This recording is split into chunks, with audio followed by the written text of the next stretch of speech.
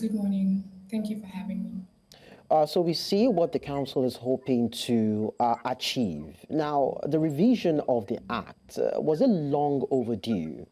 So I wouldn't say the revision of the act is long overdue, as the first implementation or bringing about of the act was in 1987, and we saw a revision that was in 2004, and then there was another revision by 2022, and then this most recent revision is coming in 2025. I would say it's a thing of necessity, as one of the things or one of the responsibilities, right, of the council is to bring up policies that are when due, that's affecting the Nigerian raw materials industry as a whole. So I believe that this particular revision is just on a needs basis, and I do not think that it is long overdue. All right, It's right on time. just as you said that there have been several revisions, and we know that it was established in 1987, and it is tasked with promoting the development and utilization of the country's industrial raw materials. Now, would you say that since its establishment, it has met its targets at some point? Um, while we've not seen a lot of impacts, right, of the council on the Nigerian economy as a whole, I would like to highlight a little bit of their successes. At some point, they've been able to make some innovation and do some things that have been helpful to impact or to different sectors of the Nigerian economy. I would say one of them would be for the paint sector, where they helped with the development of what we call the archired resin, which helped with paint production when paint demand started to increase within the country, and that was, gotten from local sources within the country. There was also the point of the cement value chain. They helped with getting raw materials, getting deposits for minerals, and also attracting investment into that particular sector. So the RMRDC has been able to achieve some successes, not to mention also the cassava value chain, sweet sorghum, and some other things. So we've not seen a major or a broad-based impact from the RMRDC, but we've been able to see pockets of successes in different sectors of the economy from them. Yeah, talking about broad-based impact, Blessing, part of its mission is to reduce Nigeria's reliance on imported raw materials by actually fostering local sourcing and processing. And some industrialists have come out to say that looking at that, it actually failed by all standards. What's your take on it? So I wouldn't exactly use the word failed. Like I mentioned earlier, we've seen successes in some parts of the economy, in some sectors of the economy. So I would say that there's an implementation problem, basically, but they've been able to still come over those bureaucracies and problems, right, to be able to record successes in some of these economies, right? In some of these sectors, I mean to say. And like I mentioned, I don't think there's going to, the word failure is appropriate in this particular purview. I would say that we've not seen a major impact, and we've been able to record successes one way or the other, or in one sector, All right, in let's do some a sectors. comparison with probably other African countries that are into this rubber production. Now, Nigeria, of course, we understand is one of Africa's notable rubber producers, alongside nations like maybe Cote d'Ivoire, Liberia, and maybe Kenya too.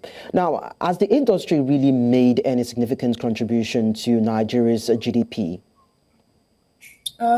Like you mentioned, Nigeria is one of the major producers of rubber in Africa. I think it comes just after Cote d'Ivoire, which produces approximately around 600 to a million metric tons of rubber yearly. Nigeria comes second with about a 300 to 350 metric ton production of rubber yearly.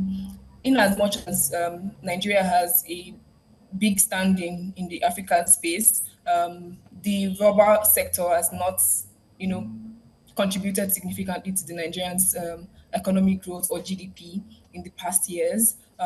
As at last year, the Nigeria rubber sector just contributed about 0.3% to total GDP. We saw the same thing in 2023. But when we're looking at it from the manufacturing purview, the Nigerian rubber sector actually contributes about 3% on an average to manufacturing sector, to the manufacturing sector's growth. All right. Blessings. Blessing, can you hear me? Yes, I can Oh, hear okay. you. All right. So I just wanted to be sure that the audio line is still open. Now, you said that the industry actually contributed about 0.3% to GDP. Now, we see that, the proposed amendment to the Act 2022-62 prevents the exportation of raw materials in the unprocessed form in Nigeria. Do you support that proposal as a way of promoting about 30% value addition and local industrial growth that might actually scale up its GDP contributions this time around? Yes, I would say that it's a really welcome idea. It's something that is quite innovative by the council. Also, I think that there is the aspect of domestic expansion and domestic growth, right? Our total rubber exports, when compared to total exports by the Nigerian economy, is significantly minute, right?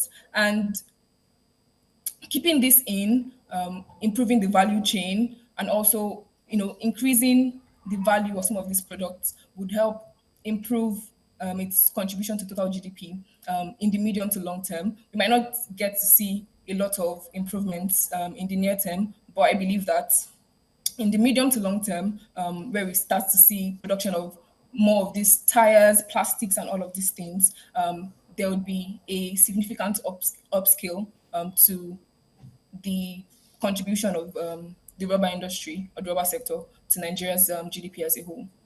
Do you think that the Nigerian industry has that capacity? Because it's one thing to talk about retaining the crudeness of the raw materials, that is the rubber, and having the capacity to process it into finished products.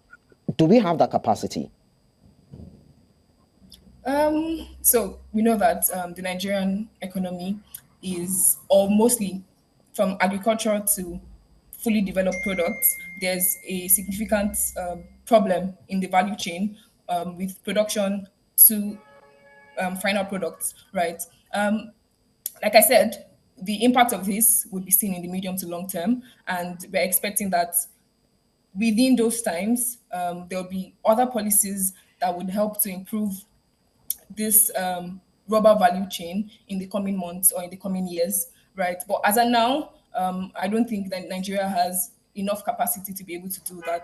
But we expect that in the medium to long term, right, there's going to be this improvement with capacity and production, right, in the rubber sector and agricultural sector as a whole. Well, we're looking at an industry that is suffering from epileptic power supply, poor government support, issues around the Naira, policy inconsistencies, and all that. And one would just hope that if this particular act is actually tinkered with and maybe ratified, it can help improve the value chain in the rubber industry, and of course help it boost the country's GDP. Blessing Adesoye, Investment Research Analyst at Meristem Securities Limited. It was nice talking to you. Thank you so much for your time.